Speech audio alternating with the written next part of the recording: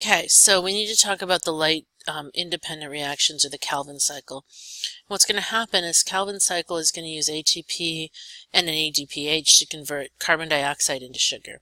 So the light dependent reactions, that first stuff we did with the photosynthesis, with the photosystems, was how we were going to capture the light. It's the light dependent. We need the light. We got to capture the light energy. And the second, that's the light portion, photosynthesis, light and making. So we did the light part, now we got to do the synthesis part. And this is where we're going to take and use that ATP that we got, and we're going to use the NADPH, and we're going to convert them, right? We're going to make sugar. We're going to make carbon dioxide and sugar. Okay, we're going to convert carbon dioxide to sugar, and we're going to also have an off gas of oxygen. So like the citric acid cycle, like any cycle for that matter, we're going to regenerate its starting material so that we can start the cycle again. Okay, so we're going to use the ATP and the NADPH that we made. 3 phases. We have a carbon fixation phase, a reduction phase, and a regeneration of the CO2 acceptor phase. Okay, so if you want to just call them fixation, reduction, regeneration, that's fine. Carbon fixation is a little bit better because it'll help you remember what's going on, but you know, it should be okay. So carbon enters the cycle as carbon dioxide. Okay, so we're going to add into this mix, we're going to add carbon dioxide in, and that's how we're going to add carbon in. How carbon's going to leave this cycle is it's going to leave the cycle as a form of a sugar called G3P, or glyceraldehyde 3-phosphate. G3P is a pretty cool sugar in that it can get made into just about anything else. The plant can turn it into a storage glycogen, or a storage carbohydrate. It can use it as a structural carbohydrate. It can convert it into a bunch of different stuff. So it has that trait about it, and that's why G3P is so important. To get one G3P, however, the cycle has to take 3 turns. So you have to go through the cycle 3 times. You have to fix 3 molecules of CO2 before you're going to get 1 G3P. And so it's not a very efficient cycle, but it is the cycle that they have. So it looks like this. So our starting molecule is something called RUBP. You don't have to know its technical name. You do need to know RUBP. And what's going to happen is I'm going to add carbon dioxide to that RUBP using an enzyme here in purple called Rubisco. So Rubisco is going to facilitate this reaction, okay? And what I'm going to do is I have these 3, and I'm going to add in 3 carbon dioxide, and I'm going to get 3 more of these, okay? And then we're going to go through a series of steps where we're going to spend ATP, and we're going to spend the energy from NADPH, okay? And so here's our carbon fixation. We're going to fixate the carbon from carbon dioxide into this chain. Then we're going to reduce it. So here we're going to take, and we've got this big molecule, and we're going to use this energy, and we're going to reduce glyceraldehyde 3-phosphate. Okay, so I've got 6 of these in total. One of them is going to exit as glucose that can get used, or it's going to exit actually technically as G3P that can get converted into glucose. The other 5 stay in the cycle. Okay, so the other 5 stay here. And then this is our regeneration. We're going to take 5 of these G3P and we're going to rearrange them. We're going to spend energy to do it. We're going to spend ATP, but we're going to rearrange them to form RUBP again. And the reason we're willing to do that is we need this RUBP to take and add on more carbon dioxide. So it's not horribly efficient if you look at it. I've got to put in 3 carbon dioxide. I've got to spend ATP. I've got to spend NADH. I'm going to get 1 G3P out that I can actually use, and the other 5 stay in the system to start it over again. So like I said, not very efficient at all. And there's a whole lot more steps to this. Each of these arrows here represents more steps. This is just the busted down version, the one that I'm going to ask you guys to be familiar with. So some questions for you. I'll count to 5, 6, 7, whatever it is, and then I'll give you the answers.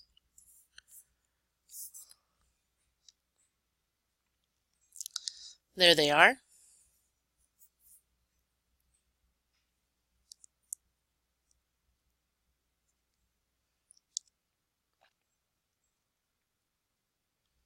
Okay.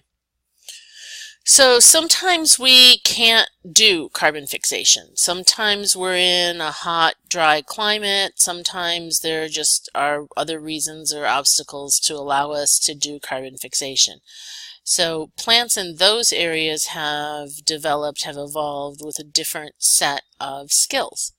So they don't carbon fixate like a normal, we call them C3 plants, but they don't carbon fixate the way a normal plant or a C3 plant will.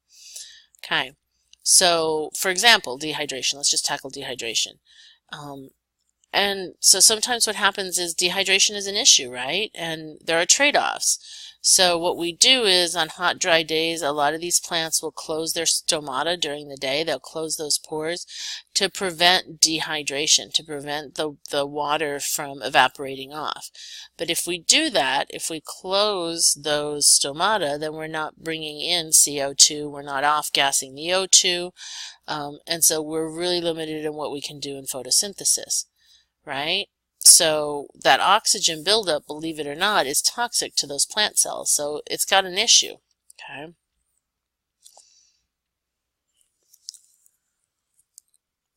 So most C3 plants, okay, most plants are C3 plants, and they'll do initial carbon dioxide fixation with rubisco. Photorespiration, however, is an alternative, and what they do is instead of adding the carbon, rubisco adds oxygen. So it'll add oxygen into the Calvin cycle. So what photorespiration does is instead of consuming carbon dioxide, it just consumes the oxygen and organic fuel and releases carbon dioxide. It does this, but doesn't produce any ATP or sugar. So I don't get any ATP out of it, I don't get any sugar out of it. What I do get out of it is I utilize that oxygen that's harmful to the cell and I convert it into something that's actually usable, which is carbon dioxide. So that's a pretty neat little trick that they can do. Okay. Here's a little bit of background of how we think it came to be. And it's a pretty helpful. Photorespiration is a pretty good gig if that's the type of environment you live in. Another option are the C4 plants. So C4 plants minimize the cost of photorespiration, right? Because there's a cost associated with it. They do that by incorporating CO2. They take in their CO2 and they convert it into a 4-carbon compound in the mesophyll cells. Okay, and what happens is it then can store it. So there's an enzyme here. You don't need to know the name of it or anything like that. But what you do need to see is that these C4 plants, what they'll do is they'll separate what they need by 2 separate spaces. So here's our normal bundle sheath cell, and here's our normal mesophyll cell. And what happens is instead of running all of this right here in the mesophyll, they separate part of it out. They separate out the carbon fixation in the Calvin cycle to a different cell, an adjoining cell, and then that way there isn't the need that they have. So C4 plants separate this by space. CAM plants, so succulents, use a different method entirely. They use something called Crasslucian acid metabolism, or CAM, to fix the carbon.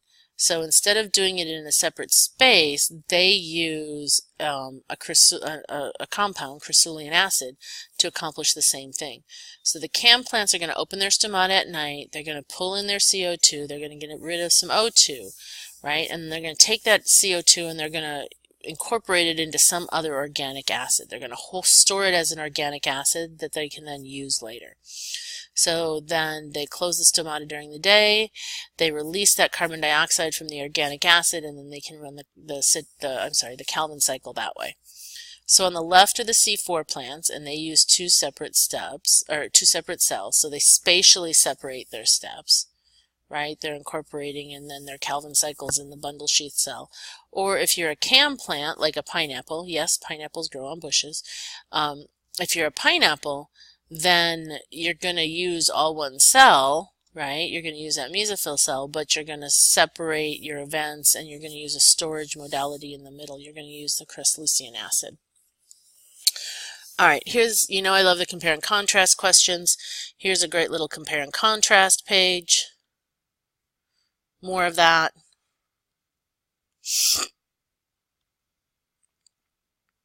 This is just a reminder of electron transport chain and ATP synthase. Remember, we're in a mitochondrion. Okay? Remember, these guys will have similar structures. Remember that photosynthesis happens in the chloroplast and ATP synthase happens in a mitochondrion. But you've got really similar structures. You've got membranes that you're working across. So just remember that. I don't want to imply that this is happening in the chloroplast. It's not. It's happening in the mitochondrion. And in fact,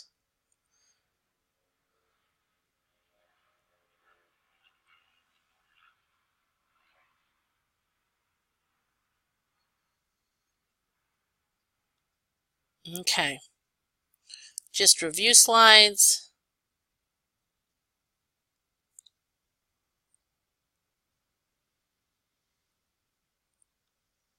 And you're done.